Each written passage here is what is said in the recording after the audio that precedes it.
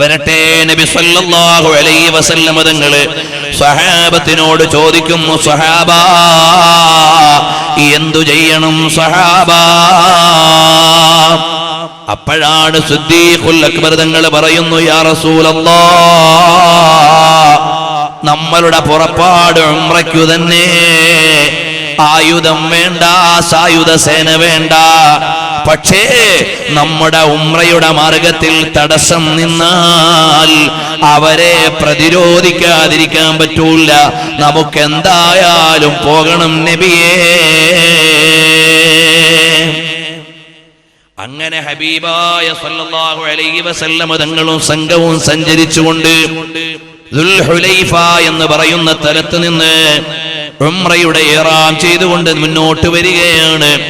ഉംറയ്ക്ക് വേണ്ടിയുള്ള ഇഹ്റാം. ലബ്ബൈക അല്ലാഹുമ്മ ലബ്ബൈക്, ലബ്ബൈക അല്ലാഹുമ്മ ലബ്ബൈക്, ലബ്ബൈക ലാ ശരീക ലക ലബ്ബൈക്, ഇന്നൽ ഹംദ വന്നിഅമത ലക വൽ മുൽക് ലാ ശരീക ലക.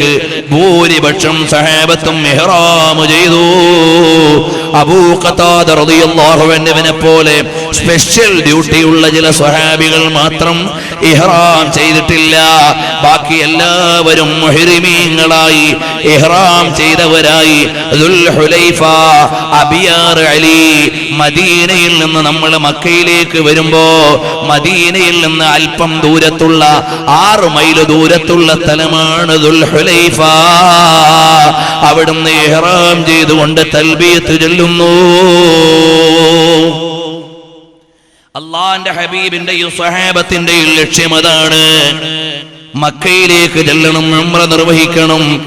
കഅബാലയത്തിന്റെ മുറ്റത്ത് നിന്ന് റബ്ബിനോടൊന്ന് ദുആ ചെയ്യണം. അങ്ങനെ പ്രത്യേകമായ ഒരു സ്ഥലത്ത് സനിയത്തു ദാത്തിൽ ഹൻദൽ എന്ന് പറയുന്ന സ്ഥലത്തെത്തിയപ്പോൾ അല്ലാഹുവിന്റെ ഹബീബ് സല്ലല്ലാഹു അലൈഹി വസല്ലം തങ്ങളൊന്ന് വിശ്രമിച്ചു. എന്നിട്ട് അവിടുന്ന് ദുആരക്കുകയാണ്, ലാ യജൂസു ഹാദിഹി സനിയ അഹദുൻ ഇല്ലാ ഗഫറല്ലാഹു ലഹു. ഇവിടേക്ക് നമ്മുടെ മാർഗം കടന്നു വന്ന എല്ലാവർക്കും അല്ലാഹു പുറത്തു കൊടുക്കട്ടെ. അല്ലാഹു തആല ഈ 1400 ആളുകൾക്കും പുറത്തു കൊടുക്കട്ടെ എന്ന് പറയുമ്പോഴുണ്ട് ഒരു അഅറാബി നിൽക്കുന്നു. ആ അഅറാബി മാത്രം ദുആ സമ്മേളനത്തിലേക്ക് വരുന്നില്ല. അല്ലാഹുവിന്റെ ഹബീബ് ദുആരക്കാണ് എല്ലാവർക്കും വേണ്ടി. അപ്പോ ഒരാൾ വാഹനത്തിൽ അവിടെ നിൽക്കുക, അയാൾ മാത്രം വരുന്നില്ല. ഇല്ലാ റുവൈകിബൻ വാഹിദൻ അലാ ജമലിൻ അഹ്മർ. ഒരു ചുവന്ന ഒട്ടകത്തിന്റെ മേലെ വന്ന് നിൽക്കുന്ന യാത്രക്കാരൻ, അയാള് മാത്രം വരുന്നില്ല റസൂലുള്ളാഹിന്റെ അടുക്കലേക്ക് ദുആ ചെയ്യിക്കാൻ. അപ്പോൾ സ്വഹാബികൾ ചെന്ന് പറയാണ്, മനുഷ്യ, അല്ലാഹുവിന്റെ ഹബീബ് ദുആരക്കുന്നുണ്ട്, അങ്ങോട്ട് ചെല്ലൂ. ഖാല കദാ വ കദാ ഇദ്ഹബ് ഇലാ റസൂലില്ലാഹി സ്വല്ലല്ലാഹു അലൈഹി വസല്ലം യസ്തഗ്ഫിറു ലക. അല്ലാഹു സുബ്ഹാനഹു വ തആല നിങ്ങൾക്ക് ദുആ ചെയ്തു തരും, അങ്ങോട്ട് പോയിക്കോ, അങ്ങോട്ട് പോയിക്കോ എന്ന് പറയുമ്പോ അദ്ദേഹം പറയാണ്, എനിക്ക് ഈ ഒട്ടകവും ഇവിടെ നിർത്തിയിട്ട് പോകാൻ എനിക്ക് പറ്റൂല. ദുആ അവിടെ നടക്കട്ടെ, ഞാൻ എന്റെ വാഹനത്തിൽ നിന്ന് ഇറങ്ങൂല. യദുല്ലാഹി അലൽ ജമാഅ. സംഘത്തിലാണ് അല്ലാഹുവിന്റെ കാരുണ്യം. ചില ആളുകൾ പറയും സംഘടന വേണ്ട, ഒരു സംഘടനയും ഞങ്ങൾ ഒരു സംഘടനയുടെയും ആളുകൾ അല്ല. ഇവിടെ സംഘടന വേണ്ട, സംഘടനയില്ലാതെ തന്നെ മതം നടത്താം എന്ന് പറയുന്ന ആളുകൾ ഇസ്ലാമിനെ അറിയാത്തവരാണ്. യദുല്ലാഹി അലൽ ജമാഅ. ഈ പ്രമേയം വെച്ച് ഇമാമിങ്ങൾ എത്ര ഗ്രന്ഥം എഴുതിപ്പോയി. അഹ്മദ് ബിൻ ഹംബൽ റളിയല്ലാഹു അൻഹുവിന്റെ കാലത്ത് ഭൂരിപക്ഷവും സുന്നത്ത് ജമാഅത്തിന് എതിരായ ആളുകളാണ്. അഹ്മദ് ബിൻ ഹംബൽ തങ്ങളും ന്യൂനപക്ഷവുമേ ഉള്ളൂ. അന്നത്തെ പണ്ഡിതന്മാര് ചർച്ച ചെയ്തു, യദുല്ലാഹി അലൽ ജമാഅ എന്ന പ്രഖ്യാപനത്തിന്റെ അർത്ഥം എന്താണ്. അന്നത്തെ തസവ്വുഫിന്റെ പണ്ഡിതന്മാര് മുഴുവനും പറഞ്ഞു, അൽ ജമാഅൽ മുറാദു ബിഹി അഹ്മദ് ബിൻ ഹംബൽ അശ്ശൈബാനി. ആ ഹദീസിന്റെ ഇന്നത്തെ അർത്ഥം അഹ്മദ് ബിൻ ഹംബൽ തങ്ങളാണ് ജമാഅത്ത് എന്ന പ്രയോഗത്തിന്റെ അർത്ഥം. അതുകൊണ്ടാണ് ഇമാമു സുന്ന വ ഇമാമു അഹ്ലി സുന്ന എന്ന സ്ഥാനപ്പേര് അഹ്മദ് ബിൻ ഹംബൽ തങ്ങൾക്ക് ലഭിക്കുന്നു. മഹാന്മാരായ ഇമാമിങ്ങളുടെ സംഘടനയിലൂടെ അല്ലാതെ ദീൻ ഇവിടെ വളർന്നിട്ടില്ല. ഓരോ ഇമാമിങ്ങളും ജനങ്ങളെ നന്മയിലേക്ക് കൂട്ടമായി നയിച്ചു. ഇന്ന് മഹാന്മാരായ നമ്മുടെ സാദാത്തുക്കൾ, പണ്ഡിതന്മാർ, അവർ നിലകൊള്ളുന്ന സംഘടന അല്ലാഹുവിന്റെ ദീനിന്റെ കാവലിന് വേണ്ടിയുള്ളതാണ്. അതിനോട് നമ്മൾ ചേർന്നു നിൽക്കണം. എല്ലാവർക്കും ആക്റ്റീവ് മെമ്പറാകാൻ കഴിഞ്ഞുകൊള്ളണമെന്നില്ല. പക്ഷേ ആ ജമാഅത്തിന്റെ മുന്നേറ്റത്തിന് എതിരാകാൻ പാടില്ല. അതിൽ നിന്ന് നിങ്ങൾ വിഘാതമുണ്ടാക്കാൻ പാടില്ല. അല്ലാഹുവിന്റെ കാരുണ്യം ലഭിക്കണോ, ജമാഅത്ത് വേണം. അതാണ് നബി സല്ലല്ലാഹു അലൈഹി വസല്ലം തങ്ങളുടെ അടുക്കലേക്ക് ദുആരക്കാൻ പറയാൻ വരുമ്പോ ഇദ്ഹബി ഇലാ റസൂലില്ലാഹി സല്ലല്ലാഹു അലൈഹി വസല്ലം യസ്തഗ്ഫിറു ലക, നീ റസൂലുള്ളാഹിന്റെ അടുക്ക പോയി ദുആരപ്പിക്കുമോനെ. ഖാല ബഈരി വല്ലാഹി അഹമ്മു ഇലയ്യ മിൻ യസ്തഗ്ഫിറ ലീ. മുഹമ്മദ് നബി സല്ലല്ലാഹു അലൈഹി വസല്ലം തങ്ങൾ ദുആ ചെയ്തു തരുന്നതിനേക്കാൾ എനിക്ക് പ്രധാനം എന്റെ ഒട്ടകമാണ്, അത് നഷ്ടമാകാൻ പാടില്ല എന്ന് പറഞ്ഞുകൊണ്ട് അറാബി പോകാതെ ഇരിക്കുമ്പോ വൈദാഹു ഖദ് അളല്ല ബഈറൻ ലഹു, അയാളുടെ ഒട്ടകം അയാളിൽ നിന്ന് വഴിമാറിപ്പോയി. ഇയാൾ എവിടെയോ കിടന്ന് ചത്തിട്ട് ജന്തുക്കൾ അയാളെ കടിച്ചു തിന്നുപോയി.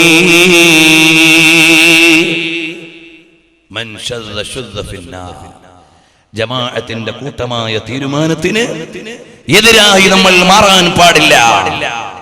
അതാണ് പരിശുദ്ധമായ ദീനിന്റെ മുന്നേറ്റം.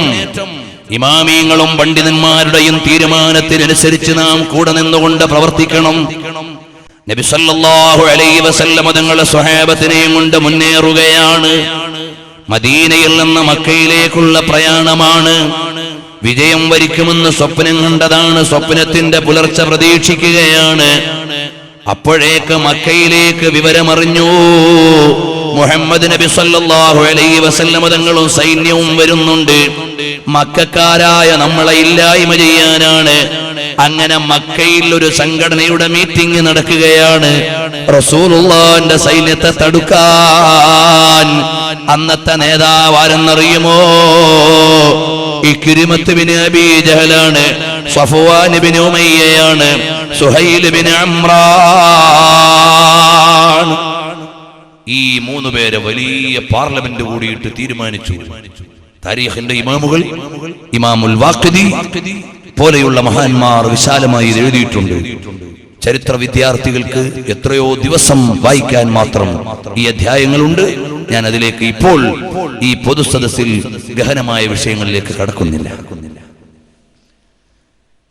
ഇമാം ഇബ്നു ഇസ്ഹാഖിന്റെ നിവേദനം കാണാം. ബഹുമാനപ്പെട്ട ഇമാമുൽ വാഖിദിയുടെ വിശദീകരണം കാണാം. മുശ്രിക്കീങ്ങളുടെ പാർലമെന്റ് ചേർന്നിട്ട് മൂന്ന് പേരെ ഏൽപ്പിച്ചു ഈ വിഷയത്തിൽ തീരുമാനമെടുക്കാൻ. കാര്യങ്ങളുമായി മുന്നോട്ട് പോകാൻ ഇക്രിമത്ത് ബിൻ അബീ ജഹലാണ്. ഒന്ന് അബൂജഹലിന്റെ മോനാണ്. പക്ഷേ നമ്മളിപ്പോ ഒന്നും പറയണ്ട, പിന്നീട് സ്വഹാബിയാണ്. അവര് തീരുമാനങ്ങൾ നടത്തി.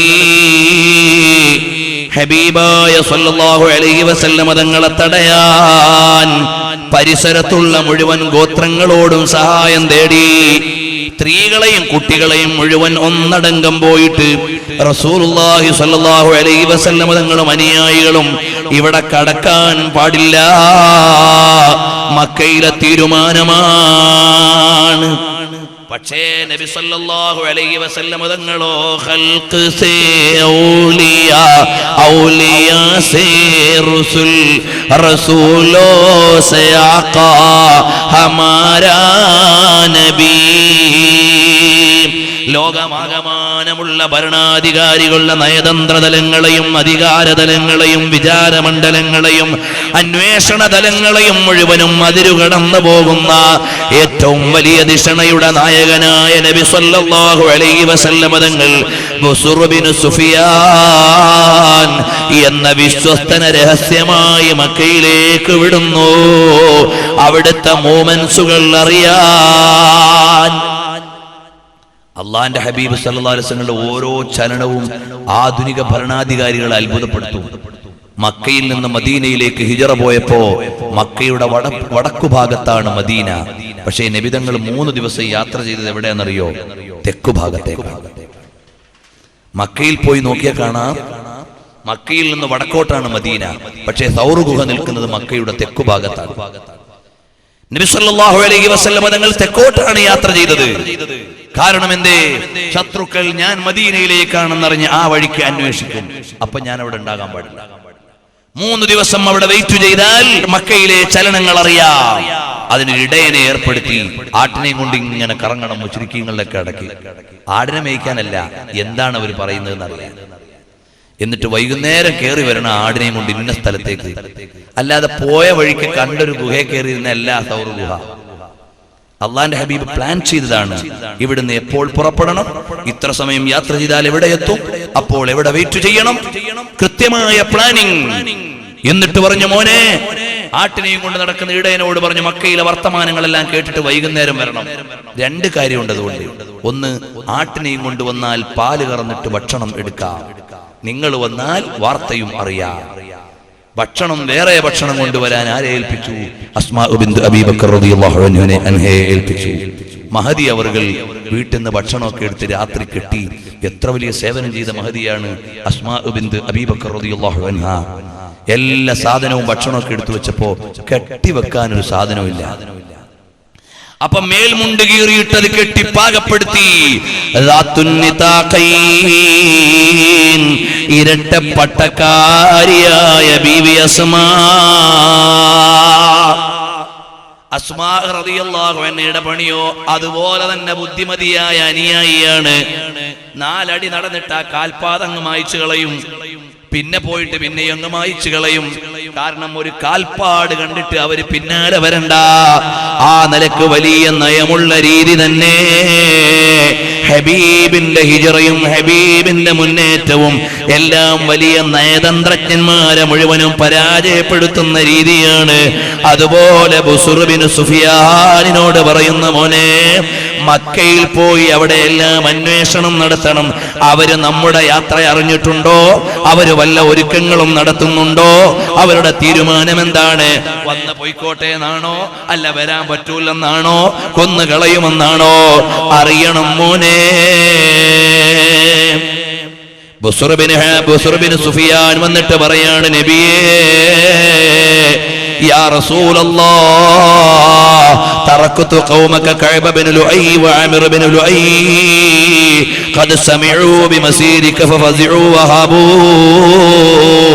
നബിയെ, ചില ആളുകൾ അവിടുത്തെ വര പറഞ്ഞിട്ട് ഒളിഞ്ഞു മാറിപ്പോയവരുണ്ട്.